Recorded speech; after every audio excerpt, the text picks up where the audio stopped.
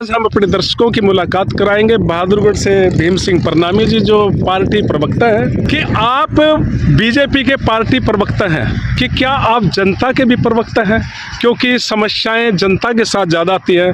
Party का पद तो आपको मिला हुआ है, दिल में क्या आप जनता के भी प्रवक्ता बनने जाएंगे? निसंदेह, इसमें कोई संदेह नहीं। जी, कैसे बनेंगे प्रवक्ता उनके? क्योंकि सरकारें चाहे कोई भी आए, लेकिन समस्याओं का अंबार ज्यों का त्यों जनता को खड़ा मिलता है। जनता त्राही त्राही करती है। अगर वो किसी भी दफ्तर में जाते हैं, दफ्तर के जो ऑफिसर बैठे हैं वो काम करके खुश नहीं है, समस्याओं का अंबार उनके सामने नज़र आता है।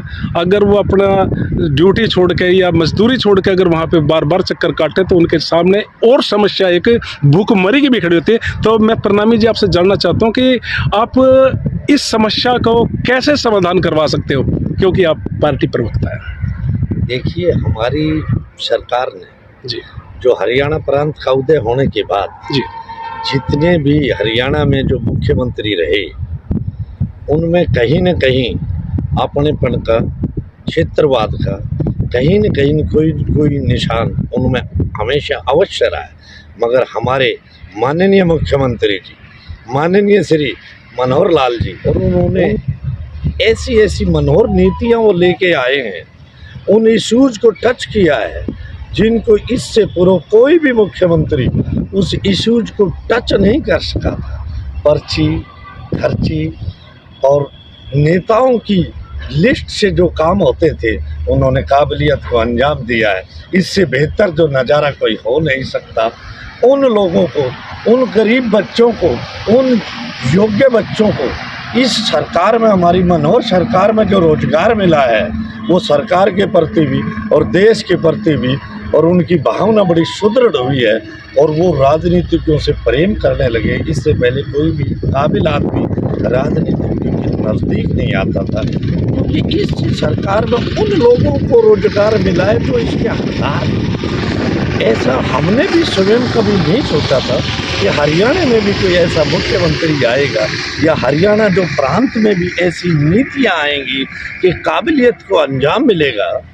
और जैसे ट्रांसफ़र में जो नीतियां, जो पॉलिसियां लागू हुई है, आपको किसी के आगे पीछे नहीं हुई। सरकारी कार्यालयों में भी हमारे माननीय मुख्यमंत्री जी की भ्रष्टाचार पर जीरो टॉलरेंस की नीतियां आप रोज अखबारों के माध्यम से पढ़ रहे हैं कि वहां के उनको अरेस्ट किया गया। आज जिसकी भी शिकायत भ्रष्टाचार की अगेंस्ट में जाती है, किसी की शिकायत को किसी भी रूप में माफ नहीं किया जाता। कि मोदी सरकार को कई बार हम सुनने में आता है, हम लोगों के बीच में जब जाते हैं, इनको बताते हैं कि मुस्लिम विरोधी। क्या ये सही है या लोगों की सिर्फ एक भड़काने की ही आवाज आती है? देखिए, मोदी जी का एक ही नारा है कि 140 करोड़ भारतीयों के लिए मैं हूँ जी, और उनके जन कल्याण के लिए हूँ। ये सरकार सभी को, सबका विश्वास, सबका प्रयास, सबका साथ और सभी के लिए काम करती है। इससे पहले कांग्रेस सरकार ने देश का बेड़ा गर्क किया। 75 साल पहले जो काम होने थे आज़ादी के बाद, 2014 से वे काम होने शुरू हुए। ये बिल्कुल इसका स्पष्ट उदाहरण है। एक नारा आया है 400 पार का। निसंदेह आज कोई सामने विपक्ष के पास कोई मुद्दा नहीं है, कोई एजेंडा नहीं है, और हिंदुस्तान की जनता, एक दुनिया के सबसे कदावर नेता, जिसका पूरे विश्व में, जिसने हिंदुस्तान की संस्कृति का डंका बजाया है, ऐसा नेता ये स्वयं एक अवतारी पुरुष, एक राजनीतिक संत भारत की राजगद्दी पर आज जो बैठा है, उससे बेहतर कुछ हो नहीं सकता। क्योंकि पूरा यूरोप हमारे पीछे, पूरी दुनिया में हमारा नाम है। इससे पहले हमें कोई पूछता तक भी नहीं था। आज लोग बोलते हैं कि ये भारतीय, आज हिंदुस्तान का जो डंका बजा है मोदी जी के नेतृत्व में, हमारी संस्कृति का डंका बजा है, और पूरे विश्व में भारत एक महाशक्ति बनकर उभर रहा है। ऐसी हमने पहले कल्पना तो की थी, आज वो सपना साकार होते देख रहे हैं हम मोदी जी के नेतृत्व। विपक्ष का मजबूत होना बहुत जरूरी होता है, लेकिन आज विपक्ष कहीं नजर नहीं आ रहा है। इसके बारे में आप क्या कहना चाहेंगे? फिर देखिए, आपकी बात बिल्कुल दुरुस्त है, मगर विपक्ष नाम की कोई चीज नहीं है, क्योंकि विपक्ष में झूठ का पिटारा, लूट का पिटारा और वो मुगल साम्राज्य की तरह से उन्होंने राज किया, इसलिए हिंदुस्तान की 140 करोड़ जनता ने उनको पूरी तरह से नकार दिया है। देखिए, पहले विदेशों में भारत का कोई भी प्रधानमंत्री या राष्ट्रपति अगर बाहर जाता था जी तो उसको इतना सम्मान नहीं मिलता था। हाँ। कि मेरे 3 वाक्यों का मैं जिक्र करना चाहूँगा कि 1885 ईस्वी में स्वामी विवेकानंद जी ने शिकागो में जो संबोधन दिया था, हाँ जी। उसकी पूरी दुनिया में चर्चा चली थी। जी जी उसके बाद माननीय पूर्व प्रधानमंत्री अटल बिहारी वाजपेयी जी ने यूएनओ में जो हिंदी में जो संबोधन दिया था, उसका भी पूरे विश्व में उसकी चर्चा चली।